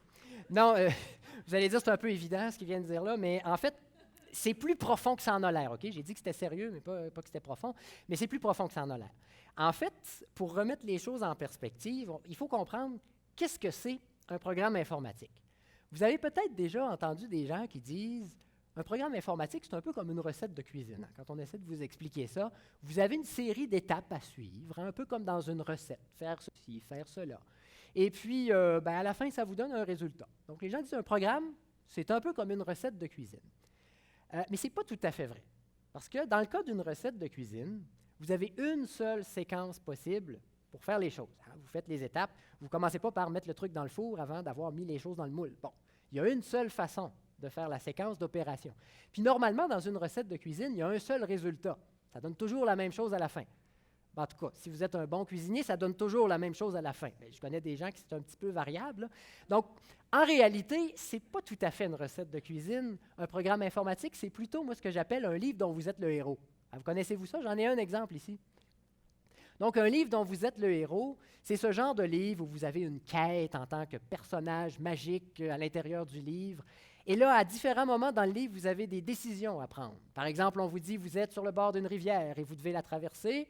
Si vous choisissez de sauter sur les rochers pour vous rendre de l'autre côté, passez à la page 8. Et si, au contraire, vous décidez d'utiliser votre baguette magique, passez plutôt à la page 3. Donc, selon les décisions que vous allez prendre, vous allez vous rendre dans telle ou telle autre page du livre. Et donc, il y a plusieurs façons de lire un livre comme celui-là, selon les décisions que vous prenez. Bien, en fait, un programme informatique, c'est la même chose. Parce que c'est un programme, en général, qui va être interactif, qui va dépendre de choses que vous faites. Et donc, il y a plusieurs façons de s'exécuter et il peut donner plusieurs résultats différents selon la manière avec laquelle vous interagissez avec lui. Donc, un programme informatique, c'est plutôt un livre dont vous êtes le héros. Et donc, les façons de se promener à l'intérieur d'un livre dont vous êtes le héros, c'est un peu les façons différentes d'exécuter un programme informatique. Donc, si on veut tester un programme informatique, puis qu'on veut être sûr qu'il n'y en a pas de bug, mais normalement, ça voudrait dire qu'il faudrait essayer toutes les exécutions possibles, toutes les façons possibles d'exécuter ce programme-là pour être sûr qu'il n'y en a pas une, à quelque part, qui a un défaut qu'on n'avait pas pensé. Alors, on pourrait se poser la question, il en faut combien des tests dans un programme informatique si on veut être sûr de tout essayer? Bien, posons-nous la question avec un livre dont vous êtes le héros. Demandons-nous, combien peut-on faire d'histoires possibles avec un livre dont vous êtes le héros? Dans combien d'ordres différents est-ce qu'on peut sauter d'une page à l'autre en suivant le fil de l'histoire? Supposons qu'on a un livre dont vous êtes le héros qui a seulement 2 pages. c'est un petit livre. L'histoire n'est pas très intéressante, là. Alors, de combien de façons différentes on peut lire ce livre-là? Bien, on peut d'abord commencer à la page 1 et ensuite passer à la page 2. Ou sinon, l'autre façon, c'est de commencer à la page 2 puis de passer à la page 1. Donc, dans un livre qui a seulement 2 pages, bien, on a testé toutes les histoires possibles en faisant ces 2 tests-là. Si on a un livre qui a 3 pages maintenant, de combien de façons différentes on peut se promener dans ce livre-là? Bien, tout d'abord, on peut commencer à la page 1, passer à la page 2, puis à la page 3. Sinon, qu'est-ce qu'on peut faire? Bien, on peut passer de la page 1 à la 3 et à la 2, et ainsi de suite, de la 2 à la 1 à la 3, etc. Et au final, si on énumère toutes les possibilités, on se rend compte qu'il y en a 6. Il y a 6 façons différentes de faire une histoire avec un livre de 3 pages. Alors, pour résumer, qu'est-ce qu'on a? Bien, si on a un livre de 1 page, pas trop compliqué, on a une histoire possible. On a calculé que si on avait un livre de 2 pages, il y a 2 histoires possibles. Si on a un livre de 3 pages, il y en a 6. Si on faisait le calcul, avec 4 pages, on obtiendrait 24. Avec 5, on obtiendrait 60. 120. Hein? Bon, je n'ai pas répété assez. Et puis, en fait, si on traçait la courbe de ça, si on faisait augmenter le nombre de pages, la courbe que ça nous donnerait, c'est un espèce de bidule comme celui-là. C'est ce qu'on appelle une courbe exponentielle. Donc, le nombre d'histoires possibles dans un livre croît de façon exponentielle en fonction du nombre de pages. Vous savez, quand on dit le mot exponentiel dans un contexte qui n'est pas technique, ça veut dire vraiment beaucoup. Ben, c'est exactement la même chose que ça veut dire en maths. Donc, un nombre exponentiel d'histoires possibles, ça veut dire qu'il y en a vraiment beaucoup à tester. En fait, ça croît extrêmement vite. Si on avait 10 pages, là, je ne sais même pas combien ça donne, mais comme je vous dis, c'est vraiment beaucoup. Bon. Alors là, on pourrait se poser la question, ouais, c'est bien un livre dont vous êtes le héros, là, mais des vrais programmes informatiques, ça fait combien de tests qu'il faut faire dedans? Bien, on va faire une petite comparaison. En fait, dans un programme, l'équivalent des pages, c'est le nombre d'instructions qu'on peut faire. Donc, selon la façon avec laquelle on interagit avec le programme, ces instructions-là peuvent être exécutées de différentes façons. Donc, c'est le nombre d'instructions dans un programme qui va nous dire à peu près combien de tests il faudrait faire pour tout essayer. Tantôt, on a parlé du module lunaire qui a servi à Neil Armstrong à aller sur la Lune. Mais dans le module lunaire, il y avait un ordinateur qui était gros comme un frigidaire à peu près et qui contenait un programme avec à peu près 7500 lignes de code, donc 7500 instructions. Pour vous donner une petite idée, ça a l'air beaucoup, là. Tantôt, on avait 5 pages, puis on avait 120 histoires différentes. Donc, imaginez si on avait 7500 pages, combien de tests différents il faudrait faire. Bon, bien maintenant, prenons une automobile moderne, comme la Chevrolet Volt, qui contient plein d'électronique, plein d'informatique dedans. On a fait la somme et on a dit que ça contenait à peu près 10 millions d'instructions, le programme informatique qui fait tourner toute cette auto-là.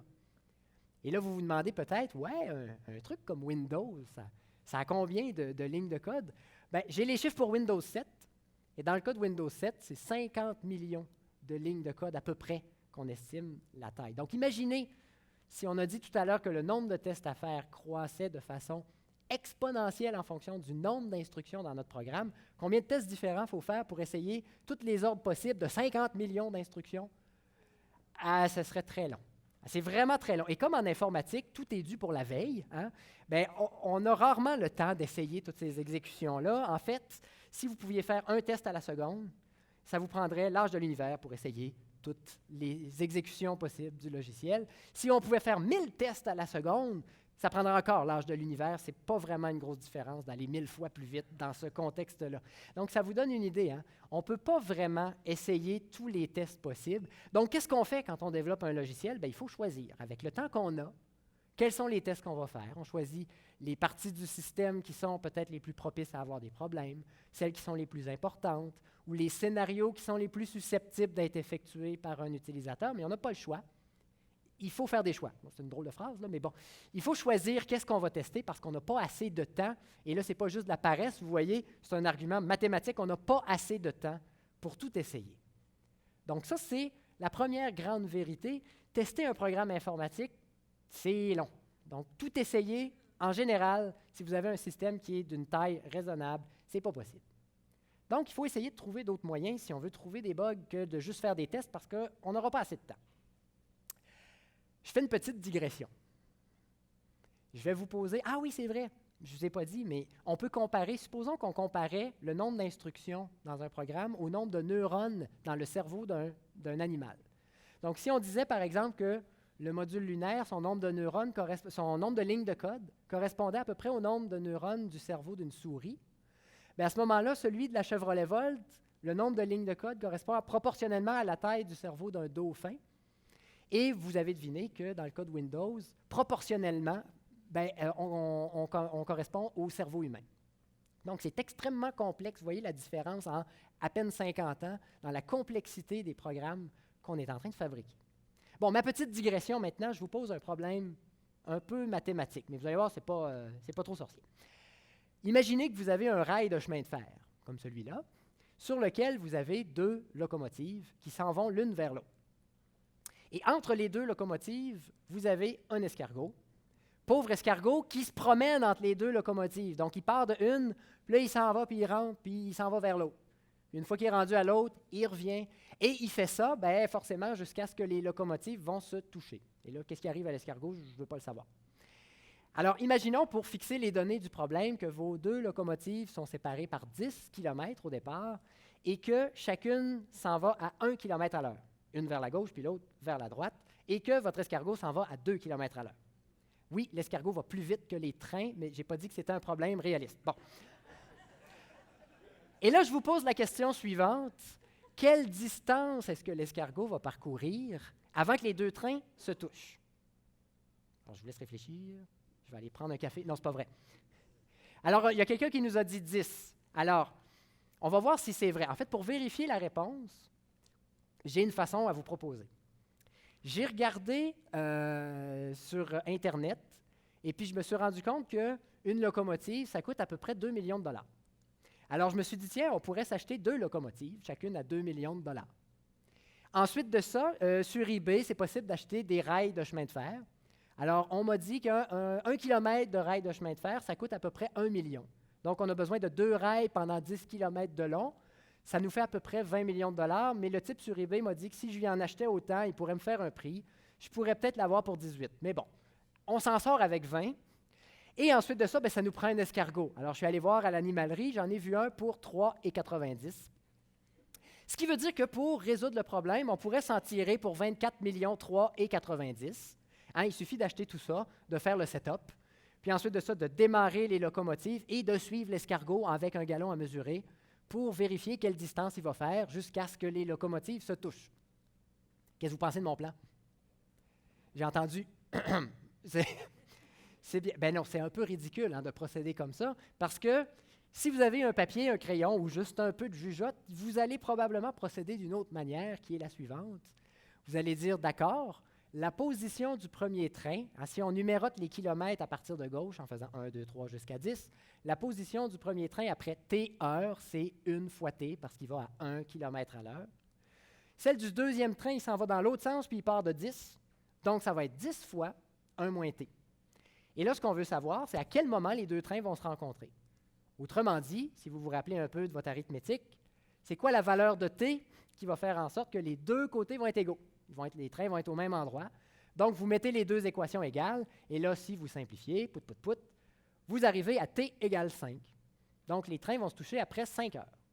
Et comme votre escargot va à 2 km à l'heure, quelle distance parcourt-il en 5 heures? 2 fois 5, donc 10 km. Alors, vous voyez que c'est pas mal mieux de procéder comme ça que de l'essayer pour vrai, que d'acheter des locomotives, de mettre des rails par terre, puis de suivre un escargot pour vérifier que la distance est bien de 10 km. Bien, on peut appliquer le même principe pour chercher des bugs informatiques. C'est-à-dire que plutôt que de faire un vrai test sur un vrai logiciel, en l'exécutant pour vrai avec quelqu'un qui est devant, pour regarder ce qui se passe, on peut faire un peu le même principe qu'avec le problème de l'escargot, c'est-à-dire se faire un modèle mathématique du logiciel. Et ensuite, raisonner sur ce modèle-là plutôt que sur le vrai logiciel pour arriver à notre conclusion, est-ce qu'il y a un bug dans le logiciel ou s'il n'y en a pas. Je vous donne un exemple de technique qu'on peut utiliser. Et là, je reprends mon idée du livre dont vous êtes le héros. Imaginez qu'à chacune des pages de votre livre, ce sont les 5 actions que vous pourriez faire. Donc, sortir ou rentrer la baguette magique de votre sac, jeter un sort, consulter une carte ou boire une potion magique. Mais ce qu'on peut faire, c'est qu'on peut prendre chacune des pages du livre dont vous êtes le héros et on les dessine sur une feuille, comme celle-là. Et si jamais, par exemple, à la page 1, vous avez la possibilité de sortir votre baguette magique et de vous rendre à la page 2, bien, on va mettre une flèche de la page 1 vers la page 2 avec la notation « Sortir la baguette magique ». De la même façon, si vous pouvez passer de la page 1 à la page 3 en utilisant votre potion magique, bien, on va faire une flèche de la page 1 à la page 3 avec la notation « Potion magique ». Donc, de cette façon-là, on peut faire le graphe de toutes les façons possibles de se promener à l'intérieur du livre. Donc, en partant de la page 1 puis en suivant les flèches, ça correspond à une histoire possible que vous êtes capable de lire avec le livre dont vous êtes le héros. Maintenant, supposons que vous cherchez un bug dans le livre. Par exemple, vous voulez être sûr que ce n'est pas possible d'utiliser 2 fois la potion magique, parce que vous en avez juste une. Donc, normalement, vous n'êtes pas supposé arriver à un endroit où, si vous l'avez déjà pris, on vous propose de la reprendre une 2e fois. Alors, qu'est-ce qu'on peut faire? Bien, on peut se faire un autre graphe, où cette fois-là, on va dire, OK, on va utiliser des couleurs. Quand je commence l'histoire, ma couleur, c'est bleu. La première fois que je vais utiliser et là, je vais rester bleu tant que je ne fais pas utiliser ma potion magique. Lorsque j'utilise ma potion magique, je vais changer de couleur, je vais devenir vert. Je reste vert tant que je n'utilise pas la potion magique une 2e fois, et à ce moment-là, je vais devenir rouge. Et à ce moment-là, quand on arrive à rouge, ça correspond à un bug, on a utilisé la potion 2 fois. Alors, ce qu'on peut faire, c'est d'essayer de colorier le graphe en suivant cette règle-là. Donc, on va essayer de le faire ensemble. Supposons que, d'ailleurs, le graphe, c'est ce qu'on appelle le modèle du programme, et ce qu'on a ici, c'est ce qu'on appelle la spécification. C'est le bug qu'on cherche à l'intérieur du programme. Donc, si je pars de la page 1, je n'ai rien fait encore, donc ce que ma spécification dit, c'est que je suis bleu. Ensuite, j'ai l'occasion de passer de la page 1 à la page 3, et là, ben, j'utilise la potion pour faire ça. Donc, ce que dit ma spécification, c'est que si j'utilise la potion, quand je suis bleu, j'arrive à vert. Donc, c'est un réflexe de prof, c'est la fin de la session. Je colorie la page 3, n'est-ce pas, en vert. Ensuite de ça, de la page 3 à la page 2, je n'utilise pas ma potion magique, donc je vais rester en vert. De la même façon, de 2 à 4, je n'utilise toujours pas ma potion, je reste en vert. Et la même chose de 4 à 6, je n'utilise pas ma potion, donc la page 6 va aussi être coloriée en vert. Mais attention, de la page 4 à la page 5, je réutilise la potion, et donc je vais colorier la page 5 en rouge. Et ce faisant, je viens de trouver un bug dans mon livre dont vous êtes le héros, parce que je viens d'identifier une façon de me rendre à la page 5, où je sais qu'il est possible de prendre ma potion magique 2 fois, et je ne voulais pas. Alors, vous voyez un peu l'idée. En fait, ici, ce qu'on a fait, c'est que plutôt que d'essayer de se lancer tête baissée à lire, essayer tous les ordres possibles de pages pour vérifier s'il y en a une qui ne marche pas, on a essayé d'être un petit peu plus malin. On a fait un graphe de toutes les histoires possibles et on a essayé par une technique de coloriage d'identifier si on ne pouvait pas aboutir dans un coin du graphe qui ne correspondait pas à ce qu'on voulait. Donc ça, c'est des techniques évidemment un petit peu plus complexes que ça, mais qu'on peut utiliser en informatique pour essayer d'identifier des bugs à l'intérieur de systèmes. Et vous savez que comme les scientifiques adorent donner des mots compliqués à tout, ben, la notion de coloriage dont je viens de vous parler, on appelle ça un homomorphisme de graphe, dont vous avez la définition ici. Alors, si un jour, dans une discussion mondaine, on vous parle d'homomorphisme de graphe, ben, vous savez que la personne est juste là pour vous épater, parce qu'en réalité, elle parle de coloriage. Alors, fin de ma digression. Tout ça pour dire qu'on peut utiliser des moyens plus futés pour identifier des bugs. Mais là, bon, vous allez dire, très bien, le problème est résolu. On n'a pas besoin de faire une éternité de tests. On peut combiner les tests avec des techniques comme celle-là. Puis là, ça va aller pas mal plus vite. Puis on a juste à regarder ce que le programme fait puis à identifier s'il n'y a pas des problèmes. Mais en réalité, c'est un petit peu plus compliqué que ça. Ce qui m'amène en fait à ma deuxième grande vérité de l'informatique. La deuxième grande vérité de l'informatique.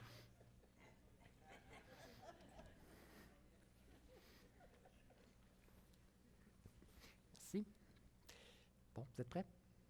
Alors, analyser un programme informatique, c'est compliqué.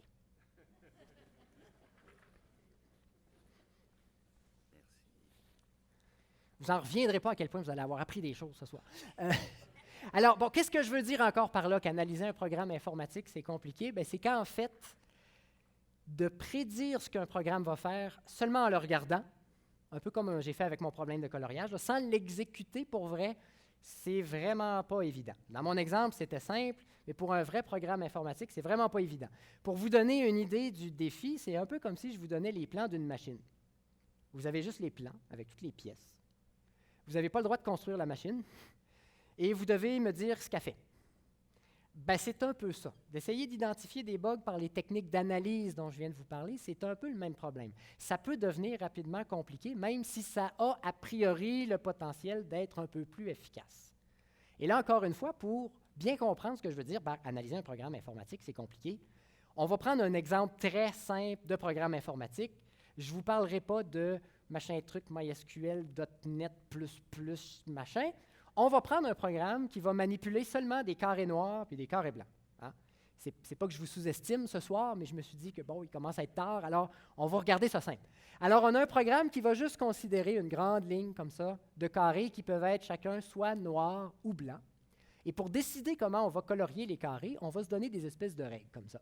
Donc, la couleur d'un carré va dépendre de sa couleur actuelle et de celle de ses deux voisins, celui de gauche et celui de droite.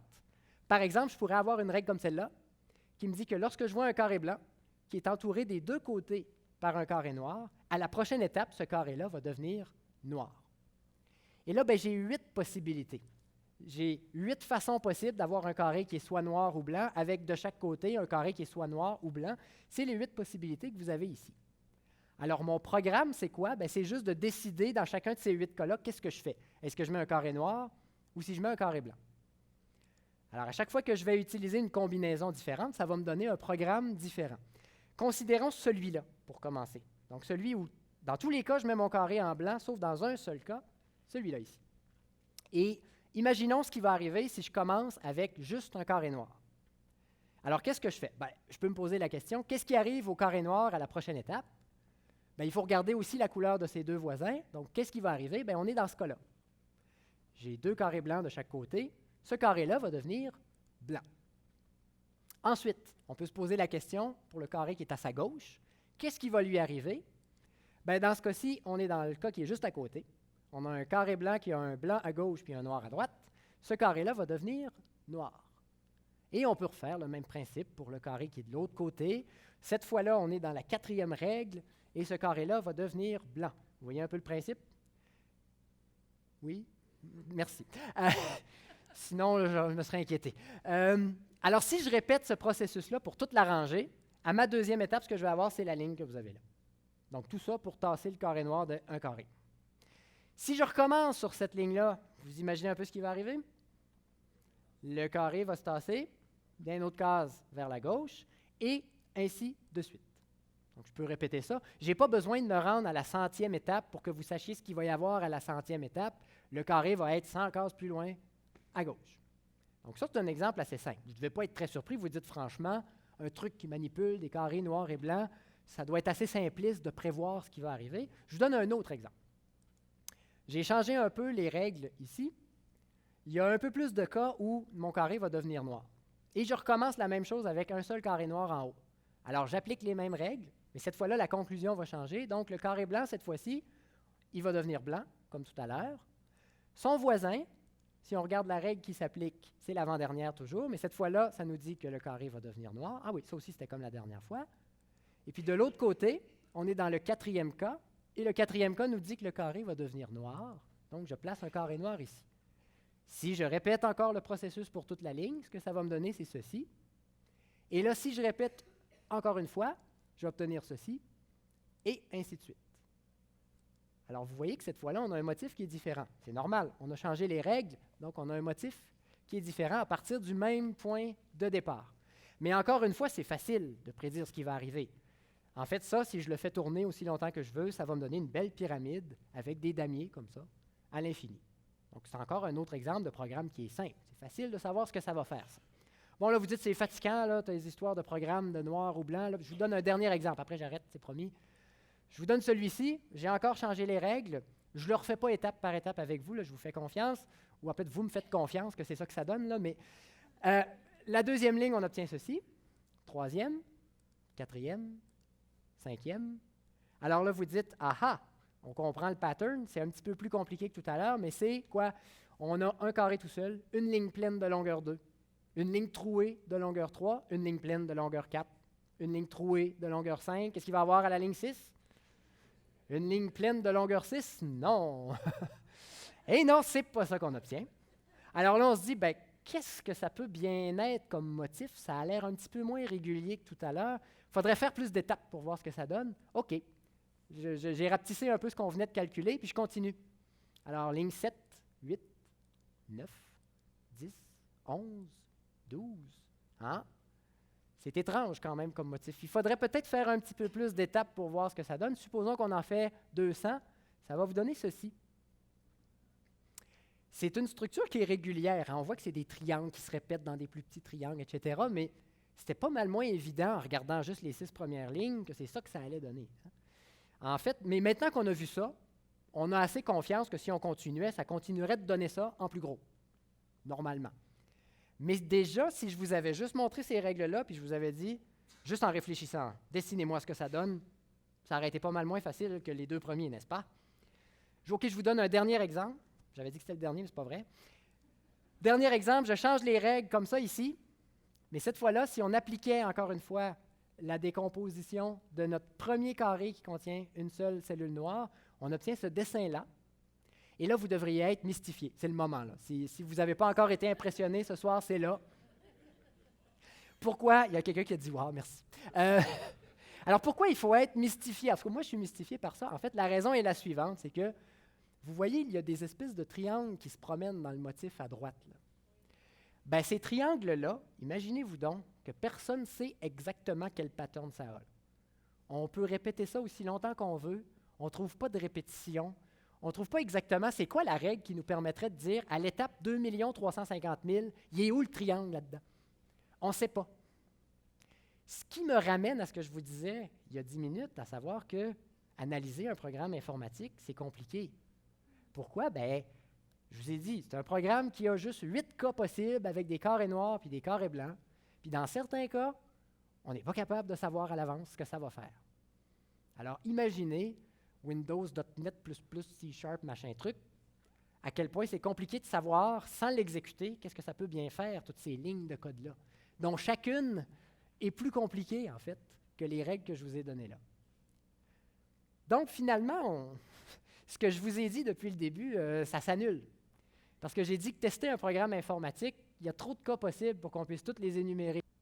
Et là, je vous ai dit, bien, on peut se rabattre sur de l'analyse pour éviter de faire tous les tests, mais là, on vient de voir que même dans des cas super simples, c'est pas possible d'analyser un programme ou de prévoir sans l'exécuter ce qui va se passer.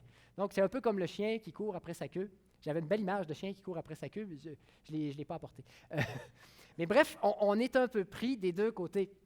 C'est un peu comme les deux côtés d'une même médaille. Et en fait, c'est des raisons pour lesquelles, par exemple, des gens comme moi font de la recherche en informatique.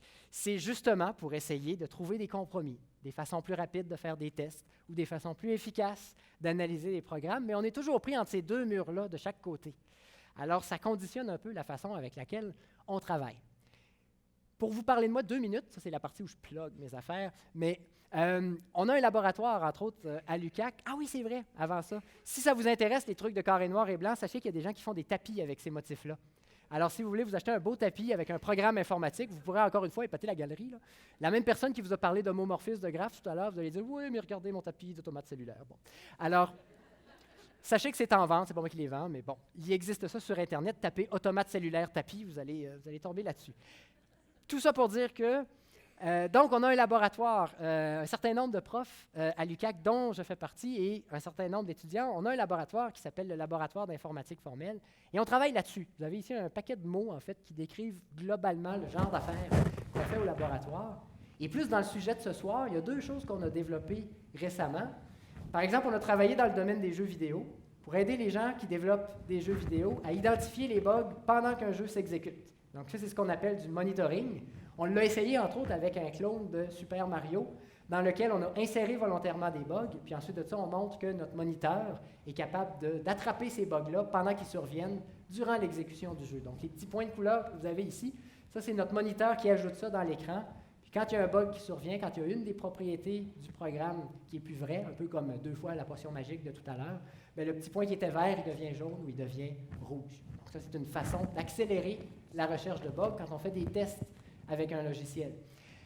Un autre bidule qu'on a développé au laboratoire, c'est un logiciel qui permet d'identifier des bugs dans les interfaces de sites web. Vous savez, des fois, on arrive dans un site web, puis il y a un Python qui embarque par-dessus un autre, ou bien il y a un menu qu'on ne voit pas à moitié parce qu'il déborde la page ou des affaires comme ça. Bien, on a un logiciel qui est capable d'identifier ces choses-là pour les gens qui développent les sites web, puis il peut les identifier automatiquement. Donc, dans cet exemple-ci, vous avez un élément dans une liste qui n'est pas aligné avec les autres.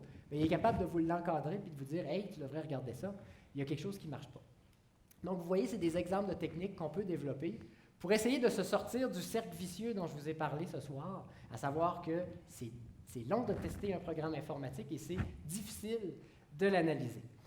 Alors finalement, la conclusion de ça, c'est qu'en fait, nous, les informaticiens, on est un peu comme des apprentis sorciers. C'est-à-dire qu'on fabrique des choses qu'on ne maîtrise pas complètement, hein, dont la complexité, souvent, nous échappe. Et la plupart du temps, quand vous avez un bug informatique qui survient sur un de vos appareils, sachez que ce n'est pas parce qu'il y a quelqu'un qui a fait exprès ou qui s'est dit « Ah, je vais lui rendre la vie misérable aujourd'hui ». C'est probablement une conséquence lointaine de ce que je vous ai expliqué ce soir. Alors, merci beaucoup de votre attention et à la prochaine peut-être. Sylvain Allais. Michael.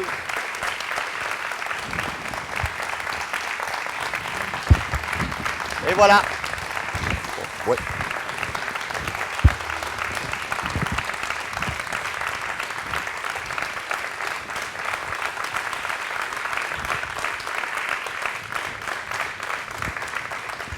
Merci à nos partenaires, spécifiquement le CFR ce soir, pour le prêt des ordinateurs pour notre décor. Merci beaucoup. À l'an prochain.